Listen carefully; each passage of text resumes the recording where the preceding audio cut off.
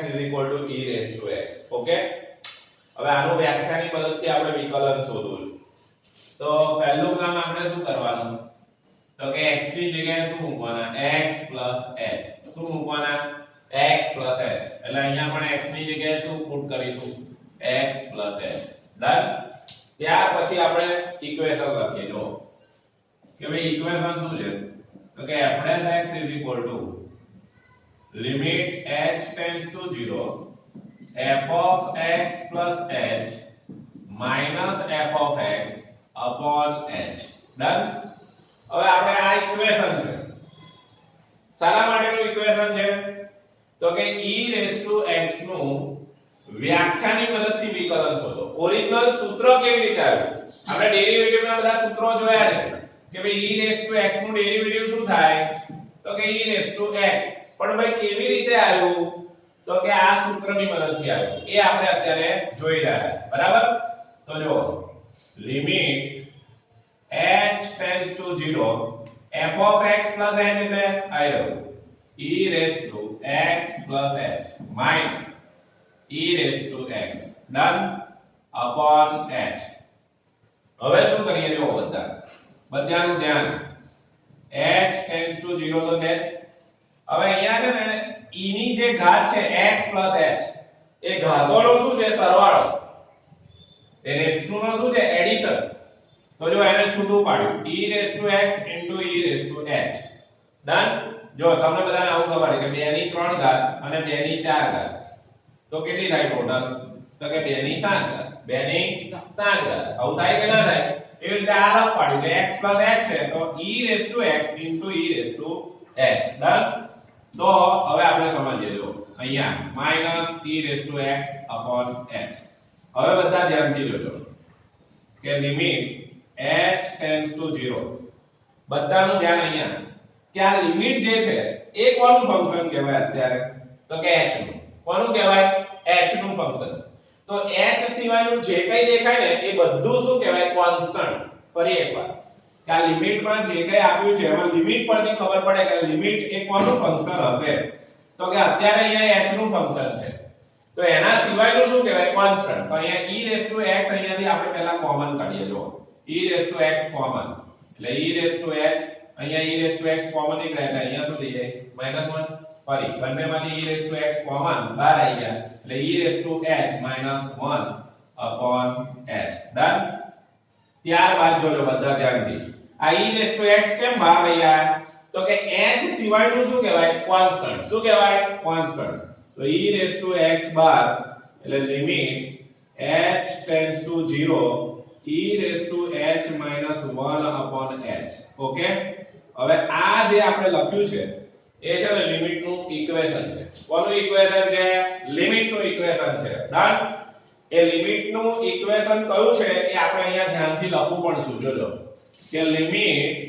h tends to 0 e⁻h -1 upon h હોય તો answer શું આવે તો કે log a base e ફરી એકવાર કે limit h tends to 0 e⁻h -1 upon h હોય તો આન્સર શું આવે તો કે log a base e જો આવું દેખાય તો અહીંયા જો સેમ જ છે ખાલી a ની જગ્યાએ શું છે e છે a ની જગ્યાએ શું છે e છે તો આપણે શું લખીશું જોજો બધા e⁻x તો એવું ને એવું જ અહીંયા લખાશે log e અને base e અને log e અને base e જ્યારે અહીંયા બંને જગ્યાએ સેમ વસ્તુ હોય તો log ના ઇક્વેશન ઉપરથી શું લખી શકાય તો કે 1 લખી શકાય શું લખી શકાય ભાઈ 1 આવું log માં ઇક્વેશન છે કે log a base a હોય તો આન્સર શું થઈ જાય 1 થઈ જાય એના ઉપરથી આની જગ્યાએ શું લખ્યું 1 અને એ રીતે આપણો આન્સર શું આવ્યો e⁻x ડન એટલે આના ઉપરથી એ ખબર પડી કે e⁻x નું ડેરિવેટિવ શું થાય ભાઈ e⁻x ફરી એકવાર e⁻x નું ડેરિવેટિવ શું થાય e⁻x ડન બધાને ખબર પડી તો આ સમ પણ ઘણી વખત જીટીયુ માં પૂછાયેલો છે એવી જ રીતે આપણે એક બીજો સમ જોઈએ કે ધારો કે તમને f of x તમને શું આપે a⁻x શું આપે a⁻x આપ્યું હોય તો કેવી રીતે ડેરિવેટિવ થાય એ આપણે જોઈએ તો સૌપ્રથમ x ની જગ્યાએ શું મૂકવાના x plus h તો જો મૂકી દીધા a raised to x plus h done હવે આને અહીંયાથી છૂટું પાડી દઈએ જો આને આવું લખાય a raised to x into a raised to h અહીંયા બંને ઘાતોનો સરવાળો થાય તો ઓરિજિનલી આ જ આવે ઓકે તો અહીંયાથી છૂટું પાડ્યું ત્યાર પછી આપણે ઇક્વેશનનો યુઝ કર્યો કે f'(x) limit h tends to 0 f of x plus h minus f of x upon h done હવે બધી વેલ્યુ પુટ કરીએ જોજો લિમિટ h tends to 0 આની વેલ્યુ શું છે a raised to x into a raised to h આની value શું છે તો કે a raised to x આવી રહી upon h ડન હવે હમણાં જ મેં કીધું કે ભાઈ આ લિમિટ એ કોનું ફંક્શન છે અત્યારે અહીંયા પછી x હોય તો x નું ફંક્શન કહેવાય એવું જરૂરી નથી કે h નું ફંક્શન હોય તો h tends to 0 શું કોમન નીકળશે a raised to x common એટલે a raised to h minus 1 upon h હવે જોજો a raised to x એકદમ પિક્ચર માંથી બહાર એટલે કે limit h tends to 0 a raised to h minus 1 upon h હવે બધા થોડું ધ્યાનથી જોશો તો a raised to x તો છે જ હવે આ ઇક્વેશન છે આ શું છે ઇક્વેશન જોઈ લો બેઠું ઇક્વેશન કે limit h tends to 0 a raised to h minus 1 upon h is equal to answer શું આ log a base e તો a raised to x તો છે જ log a base e આ તમારો શું થઈ ગયો આન્સર કોનું ડેરિવેટિવ કહેવાય તો કે a raised to x નું ડેરિવેટિવ કોનું derivative a raised to x નું ડેરિવેટિવ શું થાય તો કે a raised to x log a base e done હવે કદાચ પરીક્ષામાં માની લો કે તમને 3 raised to x નું ડેરિવેટિવ પૂછ્યું અને તમને કહે છે વ્યાખ્યાની મદદથી શોધો કોની મદદથી ભાઈ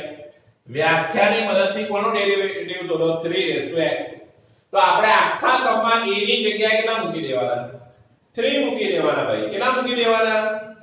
a ની જગ્યાએ કેટલા મૂકી દેવાના 3 મૂકી દેવાના ખાલી જો બધે અહીંયા જો આપણે 3 કરી દઈએ જો આ 3 પછી અહીંયા પણ 3 આવશે 3 raised to h અહીંયા 3 raised to x અહીંયા 3 raised to h અહીંયા 3 raised to x થઈ જશે બરાબર છે અહીંયા પણ 3 અહીંયા પણ 3 થઈ જશે અહીંયા આપણે જોવો તો 3 અહીંયા પણ 3 એટલે અહીંયા ડેરિવેટિવ શું થયું કે 3 raised to x નું ડેરિવેટિવ શું થાય તો કે 3 raised to x log 3 base e done એટલે પરીક્ષામાં તમને 3 raised to x પૂછે તો પણ કદાચ હવે માની લો